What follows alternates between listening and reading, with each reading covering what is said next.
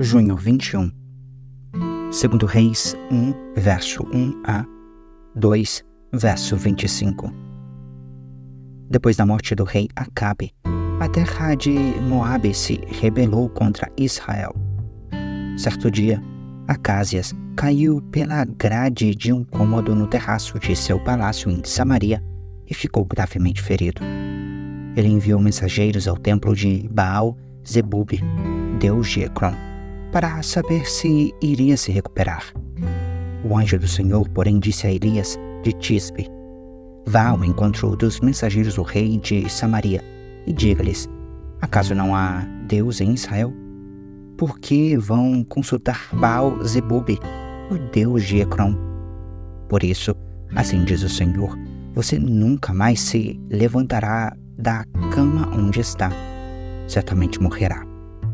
Então Elias partiu. Quando os mensageiros voltaram ao rei, ele lhes perguntou: por que voltaram tão depressa? Eles responderam: um homem veio ao nosso encontro e nos instruiu a voltarmos ao rei e lhe darmos esta mensagem. Assim diz o Senhor: acaso não há Deus em Israel? Por que enviou seus homens para consultar Baal-Zebub, o deus de Ecrom? Por isso, nunca mais se levantará da cama onde está. Certamente morrerá. Como era o homem que lhes anunciou essa mensagem? Perguntou o rei.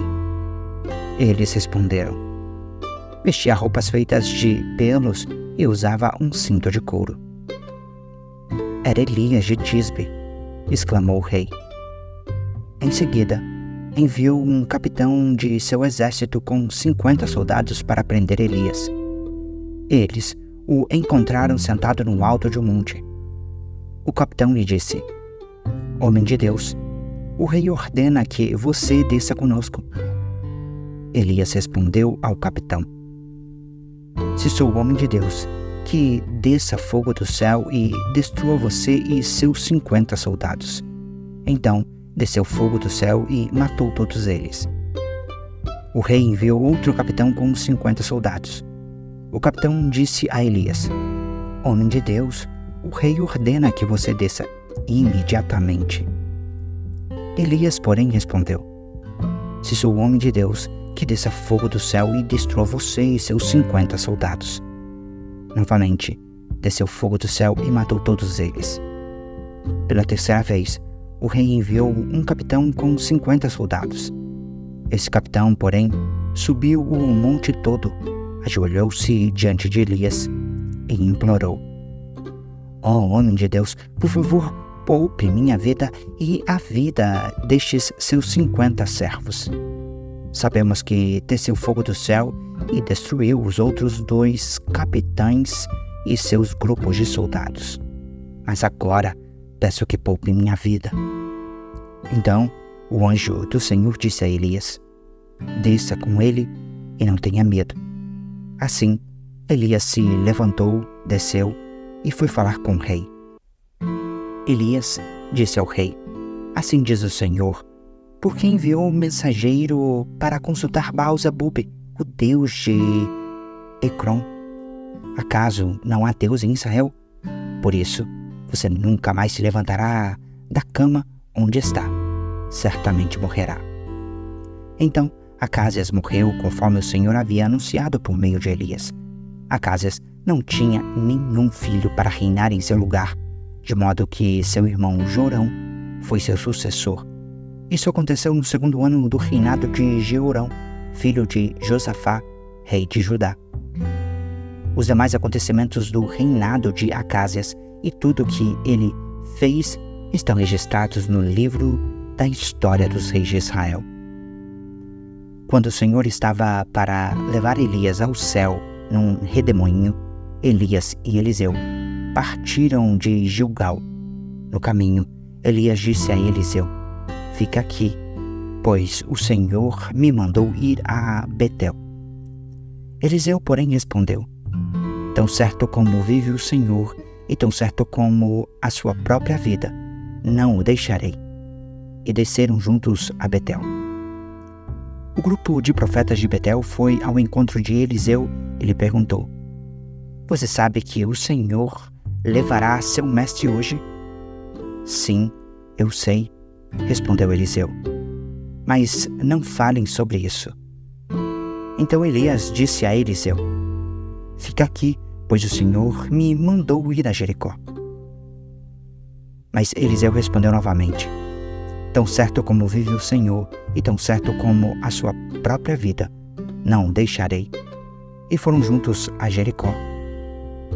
O grupo de profetas de Jericó foi ao encontro de Eliseu e lhe perguntou: Você sabe que o Senhor levará seu mestre hoje? Sim, eu sei, respondeu Eliseu. Mas não falem sobre isso. Então Elias disse a Eliseu: Fica aqui, pois o Senhor me mandou ir ao rio Jordão. Mais uma vez, porém, Eliseu respondeu: Tão certo como vive o Senhor, e tão certo como a sua própria vida, não o deixarei. E seguiram juntos pelo caminho. 50 homens do grupo de profetas também foram e observaram de longe quando Elias e Eliseu pararam junto ao rio Jordão. Elias dobrou o seu manto e bateu com ele nas águas. O rio se abriu e os dois atravessaram em terra seca. Quando chegaram à outra margem, Elias disse a Eliseu: Diga-me, o que posso fazer por você antes de ser levado embora? Elias respondeu: Peço-lhe que eu receba uma porção dobrada do Espírito e me torne seu sucessor. Elias respondeu: O que você pediu é uma tarefa difícil, mas se me ver aqui quando eu for separado de você, receberá o que pediu. Caso contrário, não será atendido. De repente, enquanto caminhavam e conversavam, surgiu uma carruagem de fogo, puxada por cavalos de fogo. Passou entre os dois e os separou. E Elias foi levado para o céu num redemoinho. Eliseu viu isso e gritou: meu pai, você era como os carros de guerra de Israel e seus cavaleiros. E quando ele sumiu de vista, Eliseu rasgou as roupas ao meio. Em seguida, pegou o manto de Elias, que tinha caído, e voltou à margem do Jordão. Bateu nas águas com o manto e gritou: Onde está o Senhor, o Deus de Elias? Então o rio se dividiu, e Eliseu o atravessou. Quando os membros do grupo de profetas de Jericó viram o que havia acontecido, exclamaram: O espírito de Elias repousa sobre Eliseu. Então foram encontrar-se com Eliseu e se curvaram com o rosto no chão diante dele. Disseram: Nós, seus servos, temos 50 homens corajosos que podem procurar seu mestre no deserto. Talvez o Espírito do Senhor o tenha deixado em algum monte ou em algum vale. Não enviem ninguém, disse Eliseu. Mas insistiram tanto que, por fim, constrangido, ele consentiu. Está bem, enviem os homens. Os 50 homens procuraram por 3 dias, mas não encontraram Elias. Eliseu ainda estava em Jericó quando eles voltaram e disse: Não lhes falei que não fossem? Certo dia, alguns moradores de Jericó disseram a Eliseu: Temos um problema, meu senhor. A cidade está situada numa boa região. Como o senhor pode ver, contudo, a água não é boa e a terra é improdutiva. Eliseu disse: Tragam-me uma tigela nova cheia de sal. E fizeram o que ele pediu. Eliseu foi à nascente que abastecia a cidade com água e jogou ali o sal. Disse ele: Assim diz o Senhor: Purifiquei esta água. Ela não causará mais morte, nem tornará a terra improdutiva. E desde então, a água permanece pura, conforme a palavra de Eliseu. Eliseu saiu dali e foi a Betel. Enquanto subia pelo caminho, um grupo de adolescentes da cidade começou a zombar dele. Vai embora, careca! Vai embora, careca! Gritavam. Eliseu se voltou para trás, olhou para eles e os amaldiçoou em nome do Senhor. Então 2 ursas saíram do bosque e despedaçaram 42 adolescentes. Dali, Eliseu foi para o Monte Carmelo e, por fim, voltou a Samaria. Atos 13, versos 42 a 14, verso 7. Quando Paulo e Bernabé estavam saindo da sinagoga, o povo pediu que voltassem a falar dessas coisas na semana seguinte. Muitos judeus e gentios, devotos convertidos ao judaísmo, seguiram Paulo e Barnabé, que insistiam com eles para que continuassem a confiar na graça de Deus. No sábado seguinte, quase toda a cidade compareceu para ouvir a palavra do Senhor. Quando alguns dos judeus viram as multidões, ficaram com inveja, de modo que difamaram Paulo e contestavam tudo o que ele dizia.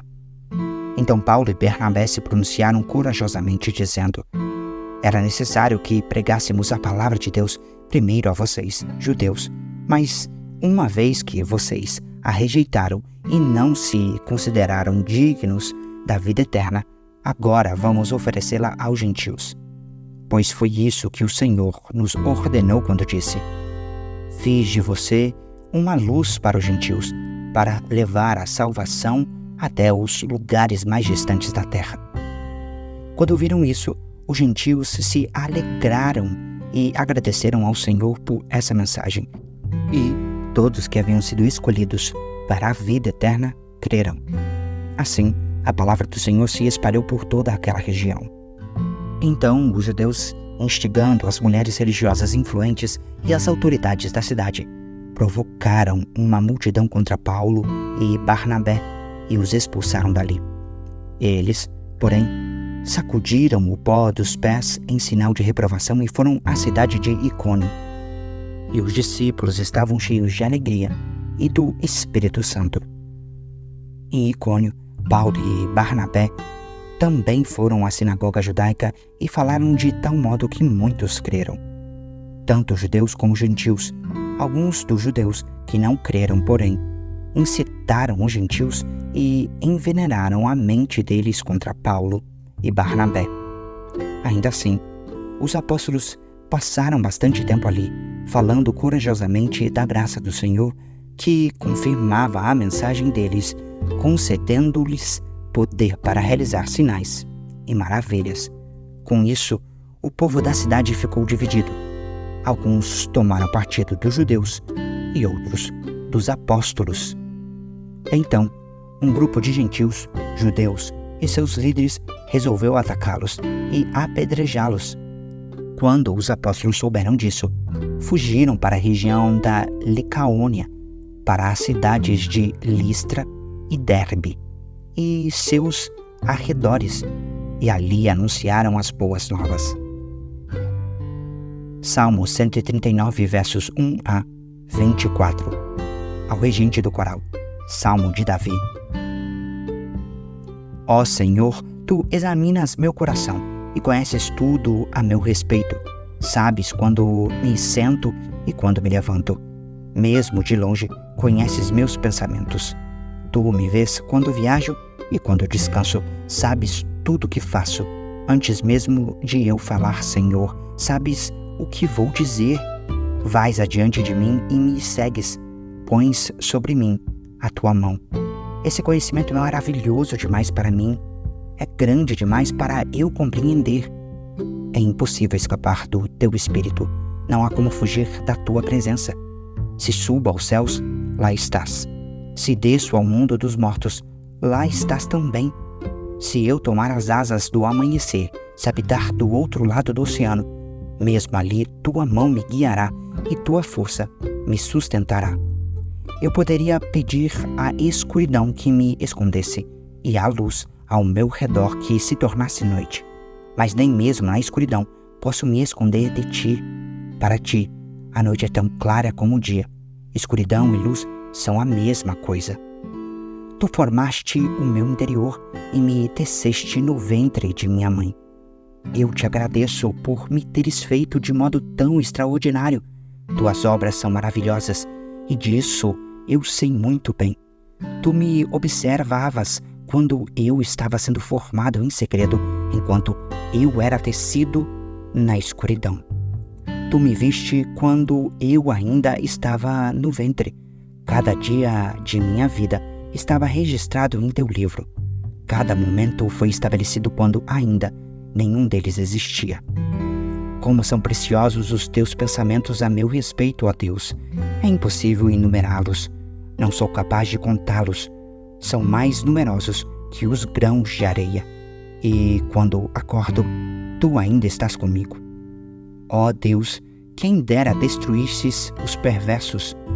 Afastam-se de mim, assassinos. Eles blasfemam contra ti. Teus inimigos usam teu nome em vão. Acaso, Senhor, não devo odiar os que te odeiam? Não devo desprezar os que se opõem a ti?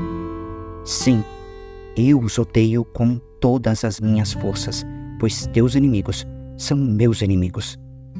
Examina-me, ó Deus, e conhece meu coração. Prova-me e vê meus pensamentos. Mostra-me se há em mim algo que te ofende e conduze-me pelo caminho eterno. Provérbios 17, versos 19 a 21. Quem gosta de brigar, ama o pecado. Quem confia em muralhas, procura a própria ruína. O coração perverso não prospera. A língua mentirosa se mete em dificuldades. O filho tolo causa tristeza ao pai. Não há alegria para o pai de um rebelde.